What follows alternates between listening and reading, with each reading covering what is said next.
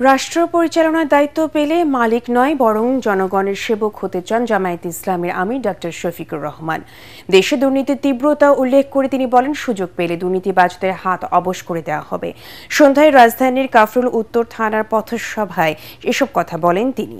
এর আগে স্থানীয় জনগণের সাথে কুশল বিনিময় করেন জামায়াত আমির। পরে সংক্ষিপ্ত পথসভায় তিনি অভিযোগ করেন, স্বাধীনতার ৫৪ বছর ধরে যারাই ক্ষমতায় এসেছে তারাই জনগণকে ভুলে জনগণের পকেট কেটেছে। জামায়াতে ইসলামী দুর্নীতির বিরুদ্ধে যুদ্ধ ঘোষণা করেছে এমন দাবি করে দলটির আমির বলেন, সেবা করার সুযোগ পেলে কোনো নাগরিকের হক নষ্ট হতে দেবে না তার দল।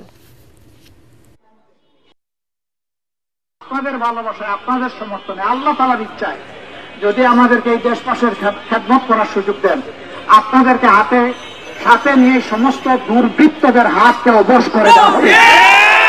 রাষ্ট্র ন্যায় এবং ইনসাফের ভিত্তির উপর দাঁড়াবে এবং রাষ্ট্র এক চোখে সবাইকে দেখবে, দুই চোখে দেখবে।